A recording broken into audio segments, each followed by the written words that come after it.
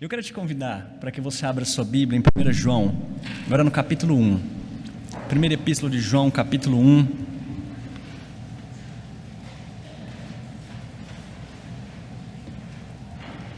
Nós vamos ler dos versículos 5 a 10. 1 João, primeira Epístola do apóstolo João, capítulo 1, versículos 5 a 10.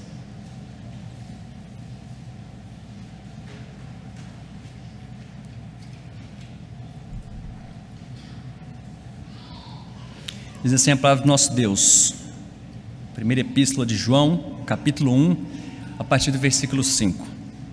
Ora, a mensagem que da parte dele temos ouvido e vos anunciamos é esta: que Deus é luz, e não há nele treva nenhuma. Se dissermos que mantemos comunhão com ele e andarmos nas trevas, mentimos e não praticamos a verdade. Se, porém, andarmos na luz como ele está na luz, mantemos comunhão uns com os outros, e o sangue de Jesus, seu Filho, nos purifica de todo o pecado. Se dissermos que não temos pecado nenhum, a nós mesmos nos enganamos e a verdade não está em nós. Se confessarmos os nossos pecados, ele é fiel e justo para nos perdoar os pecados e nos purificar de toda injustiça. Se dissermos que não temos cometido pecado, fazemo-lo mentiroso e a sua palavra não está em nós. Vamos orar mais uma vez? Santo Deus, é diante da tua presença que nós estamos e rogamos para que continue a nos conduzir, agora dando entendimento da tua palavra. Obrigado porque através de Jesus Cristo nós podemos ter comunhão com o Senhor, mas sabemos que essa comunhão pode e deve ser verdadeira, profunda, diária contigo. E muitas vezes nós somos ou estamos enganados pensando que temos comunhão com o Senhor, mas temos na verdade sido mentirosos, enganando-nos a nós mesmos. Pai, dá-nos clareza a respeito disso, para que nós verdadeiramente possamos ter comunhão clara contigo, Pai.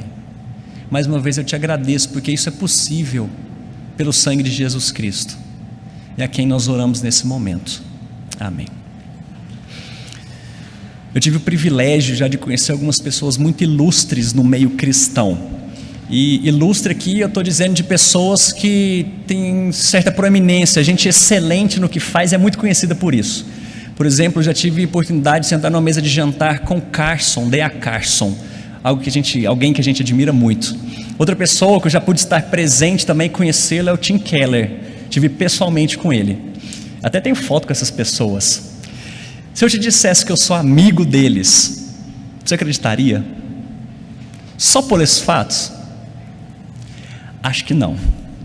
Eu falar, tá, né? Conheceu, mas amigo, ele está forçando um pouco a barra. A verdade é que a gente vive um tempo de relacionamentos voláteis. É o tempo das mídias sociais, em que na verdade eu tenho milhares de amigos, mas que eu posso chamar de amigo, talvez muito poucos deles, talvez nenhum. E o problema disso é que geralmente nós tratamos o nosso relacionamento com Deus da mesma forma. Talvez só porque eu tenho como um conhecido, eu até venho na igreja e aprendo sobre ele, eu o chamo de amigo e falo que tem comunhão com ele. Mas será que de fato nós temos comunhão com esse Deus? Eu posso chamá-lo de amigo? Interessante como o texto de Tiago capítulo 2 vai dizer que Abraão creu, isso foi para a justiça, e ele foi chamado amigo de Deus. Quem aqui que não gostaria de ser chamado pelo próprio Deus de amigo? Imagina uma cena: Jesus te manda um convite de amizade ou para te seguir lá no Facebook ou no Instagram, e quando terminar isso daqui, eu não quero que você chegue para mim e fale assim, herege, tá inventando coisas de Deus aí. Não tem nada a ver com isso, é só uma ilustração que eu quero que você entenda. Imagina que Deus te manda um convite lá para ser seu seguidor, e você gosta muito das fotos de Deus. Talvez a primeira foto deles lá tá assim: olha só eu criando o mundo. Aí tá Deus lá e, poxa, essa aqui é muito boa, né? Olha que coisas maravilhosas. Talvez uma outra foto que ele tem lá é o dia que eu conversei com o meu servo e amigo Moisés.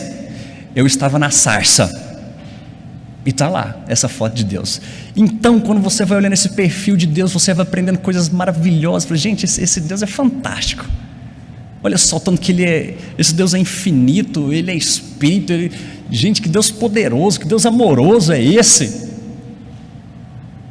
Mas isso faria de você um amigo de Deus? Claro que Deus não tem perfil nenhum, mas a gente sabe a respeito desse Deus, não sabe? Você até vem na igreja domingo. E isso tem feito de você um amigo de Deus? Alguém que tem comunhão plena e verdadeira com Ele? Eu queria que nessa noite a gente pudesse meditar a respeito disso, entender o que Deus requer de nós para, de fato, nos considerar como amigos, como companheiros, como alguém que tem relacionamento verdadeiro de fato com Ele. Só para nós entendermos melhor a respeito disso daqui, como que nós podemos ter comunhão com esse Deus? A primeira exposição que eu fiz desse texto foi nos 4 primeiros versículos. E esses versículos falam a respeito de Jesus Cristo, porque é algo que antecede essa nossa comunhão, algo imprescindível, sem a qual de forma nenhuma nenhum de nós teria comunhão com esse Deus. Agora ele está apresentando quem é Jesus Cristo. Ele fala que é o verbo da vida, e João vai expor aqui de uma forma tão clara a respeito de quem é esse verbo da vida. Ele vai dizer, aquele que nós ouvimos, vimos, aquele que nós testemunhamos, fomos testemunhas oculares de tudo que ele fez.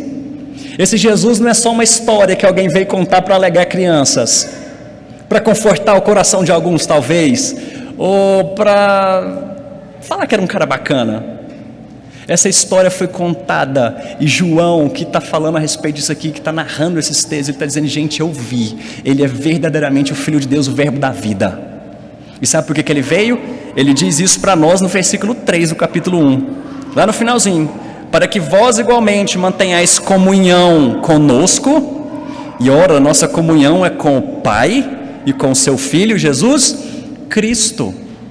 Para que a gente possa ter comunhão com esse Deus, é primeiro, primordial, crer que Jesus é verdadeiramente o Filho de Deus. Sem isso, a gente não consegue continuar nessa história de comunhão.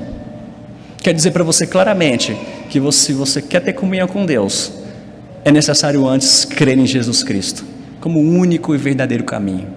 Mas agora todos aqueles que creem, agora nós temos aqui algumas diretrizes, como verdadeiramente, como realmente eu sei que eu estou tendo comunhão e caminhando ao lado de Deus.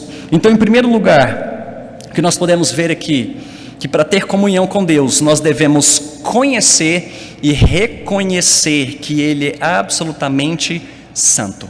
Eu disse 2 coisas aqui na mesma frase, é preciso reconhecer e conhecer que Ele é absolutamente santo. Olha como é que começa dizendo aqui para nós, versículo 5.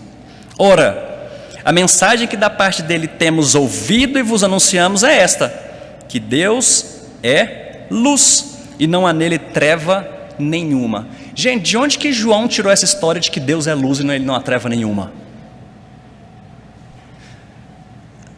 É claro aqui a respeito da revelação que o próprio Cristo fez.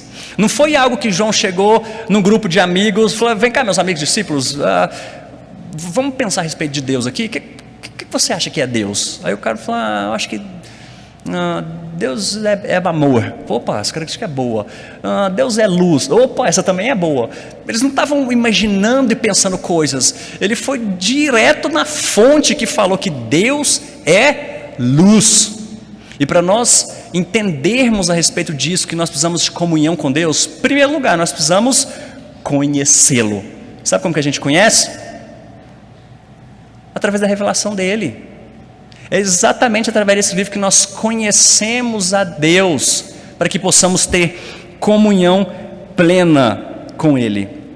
E o interessante é que essa história de revelação, e que João está trazendo aqui para nós, porque isso é particularmente interessante para o nosso tempo, porque nós vivemos um tempo que a igreja evangélica hoje é muito sensorial, de experimentar. Eu conheço a Deus porque eu experimento. E olha que eu, de forma nenhuma, estou desvinculando uma coisa da outra. Experiência com Deus, ela é extremamente necessária para nós. É esse toque que nós cantamos aqui, ao sentir o teu toque. Claro que a gente sente o poder de Deus sobre nós, mas tudo isso é regulado pela revelação escrita de Deus. O problema disso é que muitas pessoas dizem: olha, você fica com a sua letra aí, fica com essa história de doutrina, porque afinal a letra mata. Eu conheço a Deus porque eu sinto. Tudo aquilo que nós sentimos precisa ser regulado por aquilo que nós aprendemos a respeito dele. Eu vou te falar de novo, essas duas coisas não estão dissociadas, não estão separadas uma da outra. O problema é quando a gente dá valor extremo a uma e esquece da outra. Mas o que João está dizendo aqui para nós: eu preciso conhecer esse Deus, e para conhecê-lo, eu preciso me debruçar nesse livro. E uma das características particulares que agora João traz para nós, que conhecer a Deus envolve conhecer e reconhecer a sua absoluta santidade.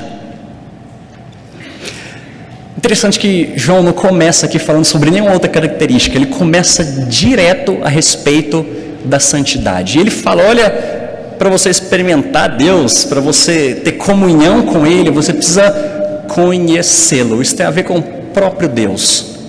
Isso está sempre voltado para Deus, o conhecimento que nós temos dele. Porque se a gente exaltar um lado da letra, eu esqueço de vivenciar Deus. Mas se eu exalto o outro lado, agora eu começo a pensar demais em mim. Porque eu falo: poxa, hoje eu não estou sentindo Deus. Ou talvez, o que Deus vai fazer por mim hoje, hein? Eu acho que eu estou com um casamento abalado. Será que Deus vai me ajudar hoje naquele culto? Eu estou um pouco triste. Será que Deus vai fazer por mim? Porque afinal, eu ia usar uma frase aqui: eu sou o ponto fraco de Deus, mas não é o caso. É a história de que é você o centro do culto. O que Deus vai fazer para você? E João está falando: não, gente, não é você não. Para a gente ter comunhão e relacionamento com Ele, é olhar para Ele primeiro, é reconhecer a sua santidade, é reconhecer que esse Deus não tolera pecado, que na verdade Ele odeia o pecado, Ele não convive com o mal. Ele está dizendo aqui que Deus é luz e nele não há treva nenhuma. Deus não se relaciona com o mal, Deus não se relaciona com o pecado, porque Ele é luz. Essa ideia de luz, a Bíblia está repleta dessa história aqui de luz, às vezes indicando a questão do caminho, conhecimento, revelando alguma coisa, mas a ideia aqui que nós temos clara, porque ele está contrapondo aqui a questão de luz e trevas. Então, se ele está falando de luz, ele está falando da santidade de Deus. Se eu quero ter comunhão com Deus, primeiro eu preciso conhecê-lo.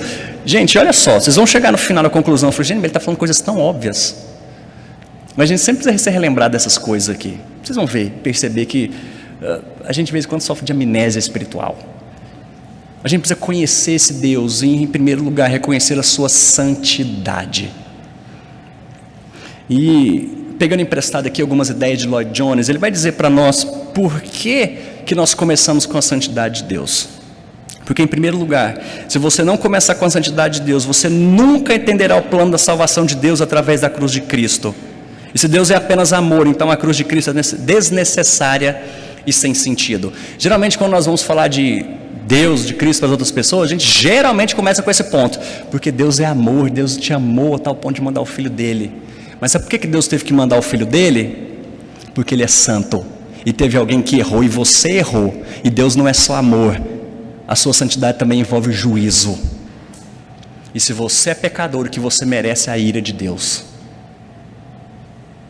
É por isso que a gente fala de um Deus santo, e vem toda essa história da salvação, porque a gente está lidando com Deus que é luz. Mas em segundo lugar, se nós começarmos com a santidade de Deus, isso expõe todas as falsas alegações de comunhão com Deus. Em nossos dias, como de João, muitos afirmam ter comunhão com Deus, mas muitas vezes essa é uma afirmação vazia, baseada em sua própria imaginação, com um falso Deus que eles inventaram. Em terceiro, começa com a santidade de Deus, ou começar com a santidade de Deus nos salva do perigo de culpar a Deus em tempos de dificuldade. Porque nós somos sempre propensos a perguntar: por que Deus está permitindo isso? Eu mereço isso? Mas se nós começamos com a santidade absoluta de Deus, veremos que não merecemos nada, como eu disse, além da sua ira. E nós não vamos desafiar e criticar a Deus quando as provações vierem.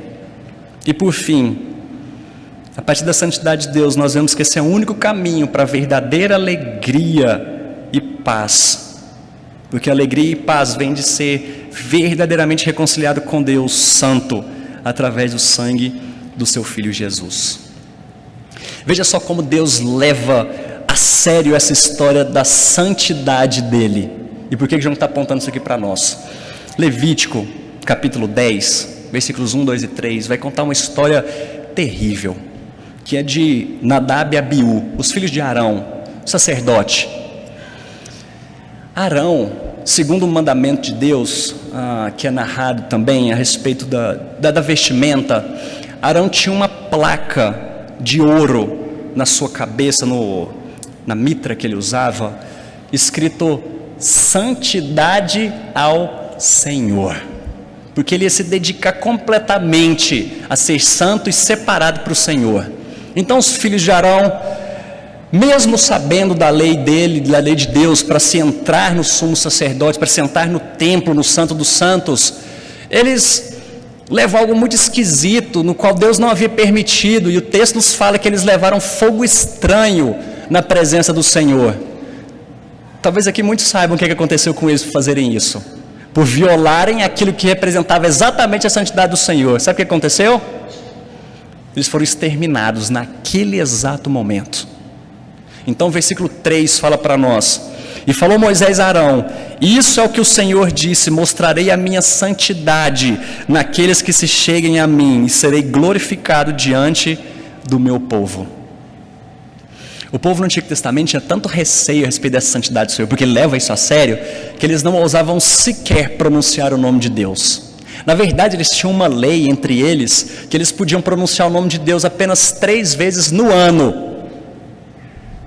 No ano eles podiam falar o nome de Deus. E é por isso que a gente tem certa dificuldade, os estudiosos têm certa dificuldade de saber exatamente a pronúncia do nome de Deus, Yahvé e por aí vai, devido ao respeito que se tinha exatamente pela santidade desse Deus.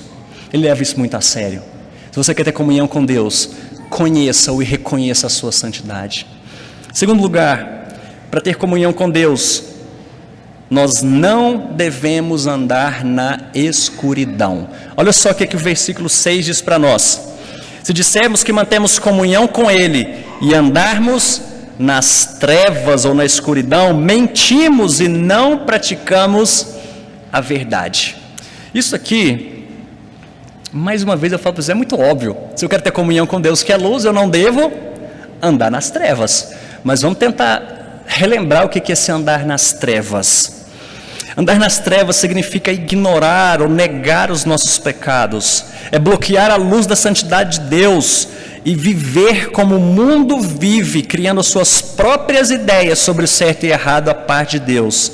É justificar o seu próprio comportamento, redefinindo o pecado, culpando-o por outros fatores ou eliminando todo o conceito de pecado. Andar na escuridão é tentar se esconder de Deus, em vez de expor a sua vida a Ele. Olha só o que essas pessoas chegaram ao cúmulo de falar aqui, que nós vimos. Porque ele começa no versículo 6, se dissermos, agora ele começa com uma situação hipotética, mas muito provavelmente indica que ele estava lidando com os falsos mestres que realmente afirmavam isso daqui. Ele diz, se dissermos que mantemos comunhão com Ele e andamos nas trevas, mentimos. Depois ele diz, versículo 8, se dissermos que não temos pecado nenhum, a nós mesmos nos enganamos. E aí depois versículo 10, se dissermos que não temos cometido pecado. O que João está fazendo aqui é confrontar exatamente essa história de pecado, que é o viver em trevas ou na escuridão, viver diante do pecado. E essas pessoas falam assim, olha, mas você está falando isso para nós, isso aqui não serve não, porque eu não tenho nem cometido pecado, quer dizer, eu nem pecado tenho. Eu falei, gente, mas que história é essa?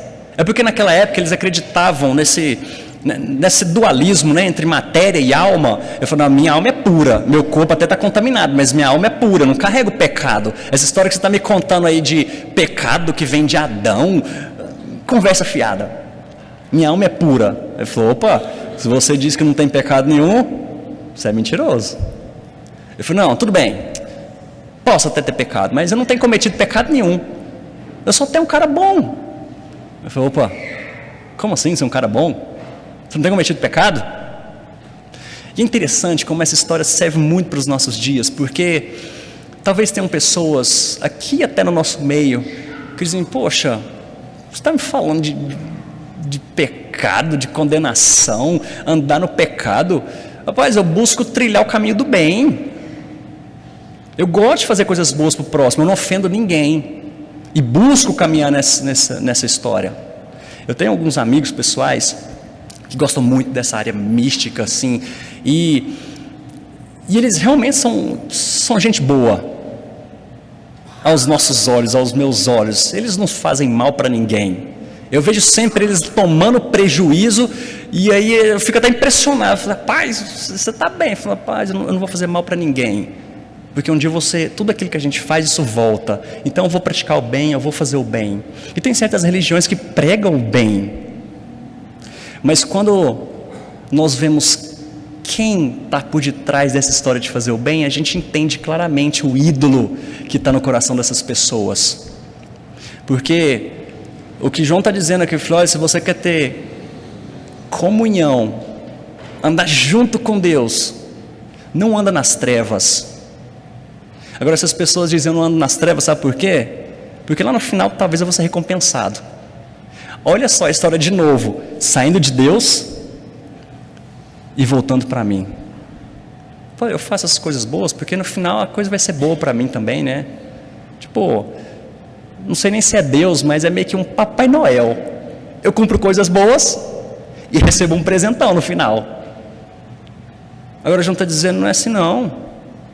Você não anda nas trevas porque você quer ter comunhão com Deus.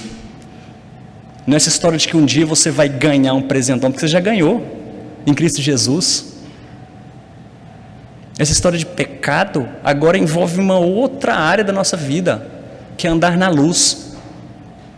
Eu não faço para receber, mas é porque eu já recebi.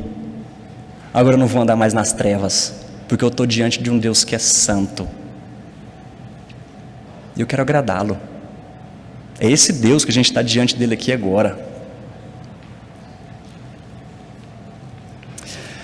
Eu vou tentar mostrar de uma forma um pouco mais clara o que é andar nas trevas. Passa a sua página da Bíblia aí, vai para 1 João 2,15.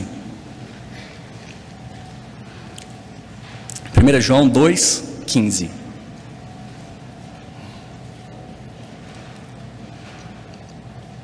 E o texto diz assim: não ameis o mundo, nem as coisas que há no mundo. Se alguém amar o mundo, o amor do Pai não está nele. Sabe o que é andar em trevas? É amar o mundo acima de Deus. E esse mundo que nós estamos falando aqui é todo esse sistema governado por Satanás e que é oferecido a nós. E a gente ama tanto essas coisas, a gente ama tanto o pecado, que eu acabo esquecendo com quem que eu estou lidando, com esse Deus santo. Vamos para mais um texto, capítulo 3, versículos 4 a 6, que nós lemos na liturgia.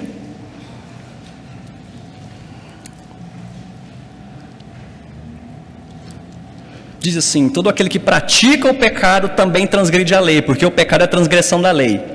Sabeis também que ele se manifestou para tirar os pecados, e nele não existe pecado. Todo aquele que permanece nele não vive pecando. Todo aquele que vive pecando não o viu nem o conheceu. Versículo 9: todo aquele que é nascido de Deus não vive na prática de pecado, pois o que permanece nele é a divina semente. Ora, este não pode viver pecando, porque é nascido de Deus. Até aqui parece que estava tudo bem, porque eu falei, poxa, eu quero ter comunhão com Deus, eu até conheço, eu reconheço a santidade dele, eu não ando nas trevas. Mas agora o texto diz aqui para nós: todo aquele que pratica pecado, o amor de Deus não está nele. Eu falei, pronto, agora eu estou lascado, porque o texto afirma que todo mundo é pecador, ninguém pode dizer que não tem cometido pecado, mas o texto diz: aquele que vive na prática do pecado está enrolado.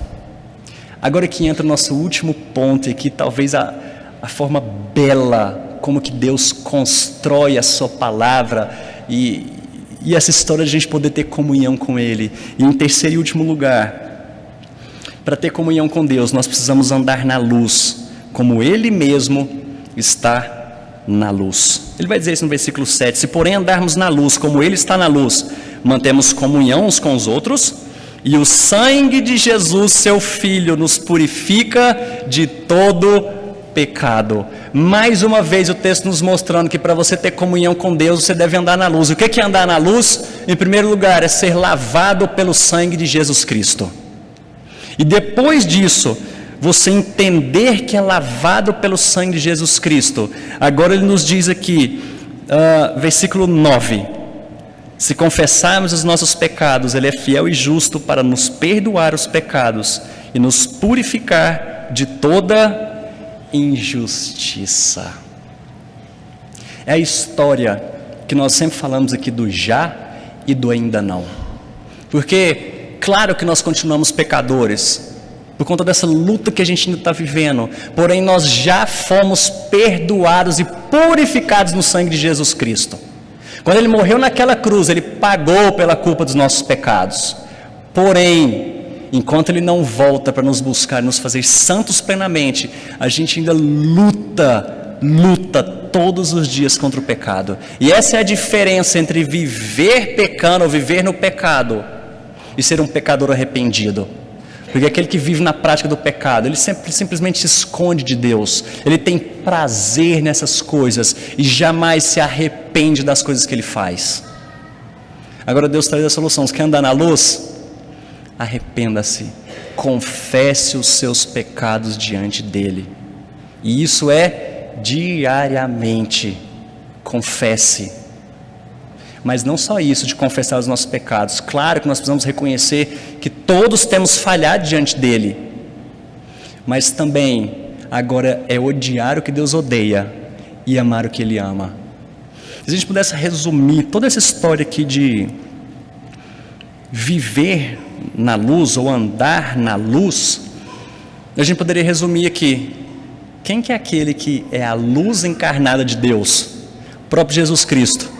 Quer andar na luz? Anda como Jesus andou. Seja modelo de Jesus Cristo. Seja como Paulo falou: seja meus imitadores, assim como eu sou de Cristo. Quer ter comunhão verdadeira com Deus?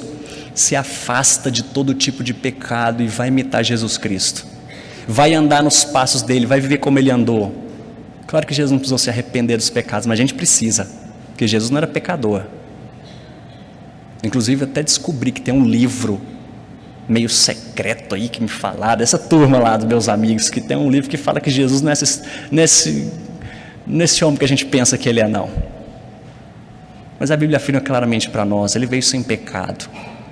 Ele pôde morrer naquela cruz exatamente por isso, santo assim como o Pai. Se a gente quer um modelo de santidade, um modelo de andar na luz, imita Jesus Cristo e confesse seus pecados diante dele. E por fim, olha que coisa que parece não fazer sentido, mas para na mente de Deus faz completamente sentido. Ele diz: você quer ter comunhão comigo? Se arrependa, anda na luz, imita Jesus Cristo, abandona essa vida de pecado, porque aquele que fala que aquele que anda no pecado e não se arrepende, fala: olha, não sei se você está tendo comunhão comigo, não. Eu falei: não sei não. Eu falei: eu sei, você não está tendo comunhão comigo. Mas existe uma outra forma aqui da gente demonstrar comunhão com Deus, de que a gente verdadeiramente está muito ligado a Ele. Quando ele diz aqui no versículo 7: se porém andarmos na luz, como Ele está na luz, mantemos comunhão com quem? Uns com os outros. Isso aqui parece, pelo menos para mim, no primeiro momento, parece não fazer muito sentido. Eu falei: gente, eu estou falando de comunhão com Deus. Ele está falando que, mas se você tem comunhão e anda na luz, você está em comunhão um com o outro. Eu falei: gente, mas é claro, porque os mandamentos se resumem: ama a Deus acima de todas as coisas e o próximo como a ti mesmo. Olha só como isso faz sentido na mente de Deus. Vai por favor de novo aí no capítulo 2, versículo 9.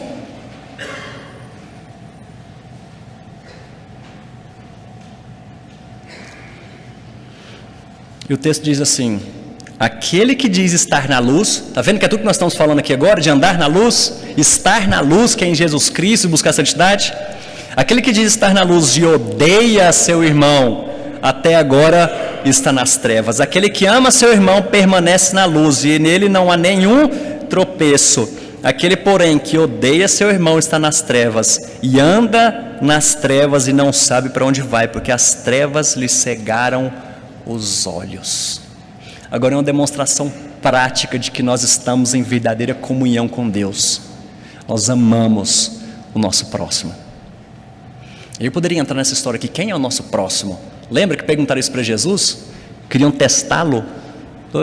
Como é que resume o mandamento? Ele falou, ame a Deus e ame o seu próximo. Aí um mestre da lei ficou meio sem graça, falou, Jesus, mas quem é o meu próximo? Aí ele conta a parábola do samaritano. Esse é o seu próximo. Ame o seu próximo e você vai saber que você está em verdadeira comunhão com Deus. De maneira prática, Deus fala assim, olha, você ainda está meio perdido, não sabe, você está em comunhão comigo, você até conhece, está lidando com o pecado. Ama o seu próximo. Porque se você odeia seu irmão, seja ele quem for, você está cego, você está enganado de que eu estou em comunhão com você. De maneira prática da gente saber que está em comunhão com Deus. Anda na luz, não anda na escuridão não. Está vendo como isso é óbvio? Eu espero que você tenha chegado no final, gente, mas claro que é, isso é óbvio. Eu tenho que conhecer a Deus, tenho que fugir do pecado, tenho que buscar a santidade. Mas eu te pergunto, hoje você pode ser considerado amigo de Deus? Não um amigo nesse sentido que a gente tem nos nossos dias de, eu até conheço esse Deus, né? Sei um bocado de coisa dele, vou domingo na igreja. Ou você é amigo porque ele é a parte central, ele é o foco da sua vida, porque ele caminha ao seu lado todos os dias, porque você está diante da face da santidade dele, e sabe que para ter comunhão com ele você precisa buscar isso na sua vida. Fora disso, ou você está enganando a si mesmo, ou você é um mentiroso. Mas a história boa é essa, gente, que a gente tem esse privilégio de andar na luz pelo que Cristo fez por nós. Se você não tem andado na luz, arrependa-se, confesse seus pecados e ande em santidade. Lembre-se, não para conquistar algo diante de Deus, mas porque tudo já foi conquistado por você. Quando a gente olhar um pouquinho mais para frente, eu ainda vou chegar nesse texto lá, nós o amamos porque Ele nos amou primeiro. Ame-o e demonstre isso ao seu próximo. É fácil colocar um verniz religioso afirmando que você tem comunhão com Deus, quando realmente você está andando na escuridão e se enganando. Ele quer que nós experimentemos comunhão genuína com Deus Santo, andando na luz, como Ele mesmo está na luz. Que Deus possa nos abençoar, nos fortalecer para viver dia a dia nessa luz, para que a gente não seja enganado nem por nós mesmos, ou nos façamos de mentirosos, dizendo que estamos na luz, mas na verdade a gente está andando em trevas, e a gente sabe qual que é o caminho final disso. Vamos orar?